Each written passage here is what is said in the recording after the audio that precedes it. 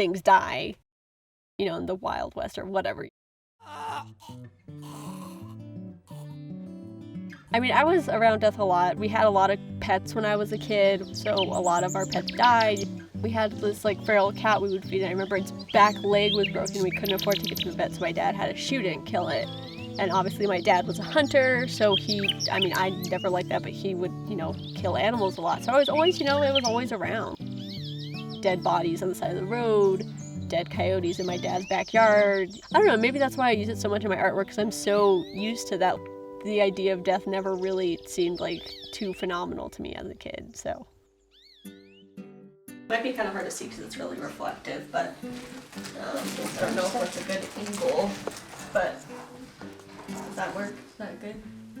All this was actually in a garage. You could barely fit the car in. Yeah, and so we literally just splattered it with blood. In each photo of the domestic life, there's just kind of this relationship going on with usually two characters. So the two characters obviously are the dog and the woman, which is my mom. The story I had behind this, mentally, was this lady was out for a drive and happened to hit someone, and she kind of raced home and closed the garage door, and this is her in the garage. It's settling that she regrouping, figuring out what to do. This one was really fun to make. I didn't really show this one. A woman, with a knife in her back in the bathroom, and then if you look closely, there's a pair of legs laying on the ground. I was living in this really tiny little shack in Flagstaff, and it was super cramped. It was me and my boyfriend, and his child on occasion, and my cat, and it was way too small for all of us. This one's fun, because this one really showed, this one was taken in the back room over there, and I think my mom really likes this one because it shows off all of our cool furniture. Yes, that's my mom's clothes, and my mom's book, and then if you look closely, there's Josh right there. But yeah, so this was in my mom's house, obviously. I have two pictures that my mom's face is in, which is weird because she's really good at it, so I should show her more.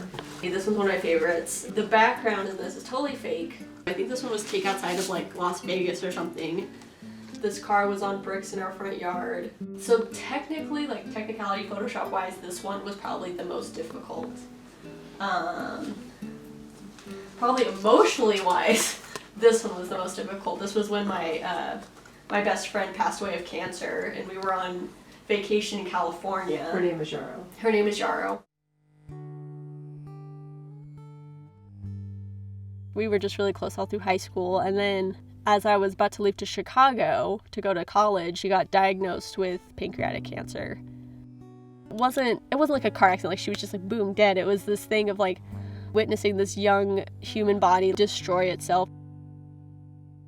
I think seeing that tragedy head on and embracing it, that kind of made me want to make art about it. Since she suffered from cancer, I always pictured the aftermath being this, in a soft, warm pool covered in flowers. And for some reason it popped in my head, and I'm not sure why, to be honest, but just as soon as that happened, a day after, I was this is the picture I think of, and it's just it's just because she suffered for so long, for about a year.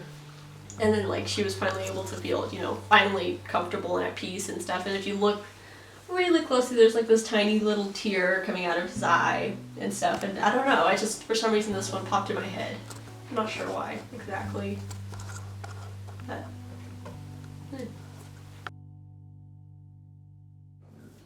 How'd the photo shoot go? It's still we're going. still doing it. Okay. I was just letting you know.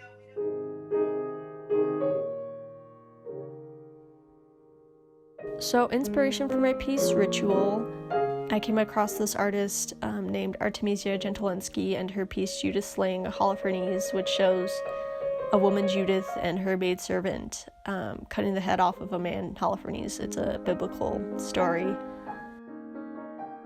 I also really like the idea of a woman painting this and having that traditional power dynamic of men over women kind of switched.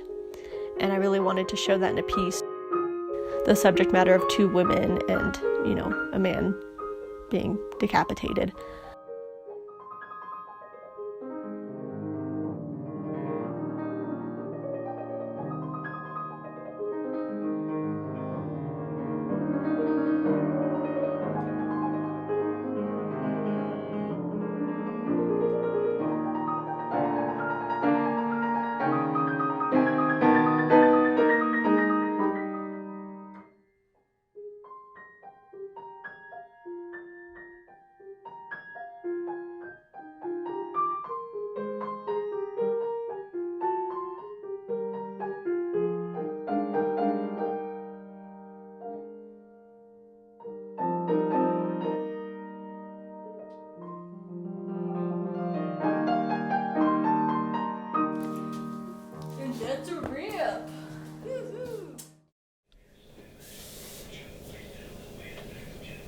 Like, this blood gets everywhere. I think on every pair of my mother's chairs, there's at least one spot of blood. But yeah, to be honest, I'll probably finish editing it tonight, because I usually edit in one sitting. So I can show you where I do that, and we can see how we want to do it. And it's a mess. I'm ashamed. But I just edit right here.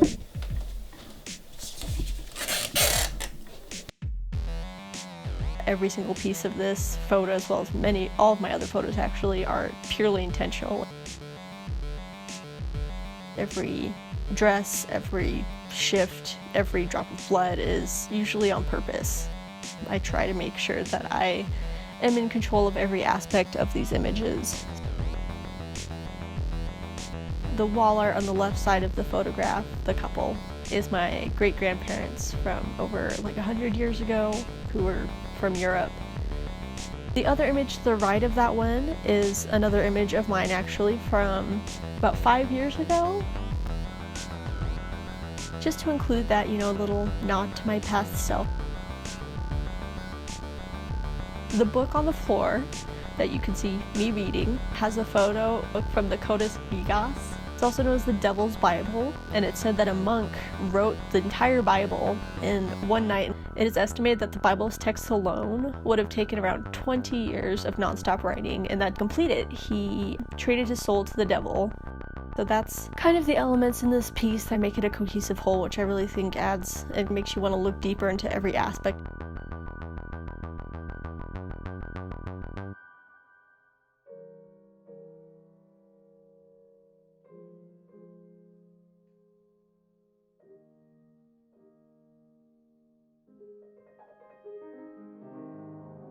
All bets are off.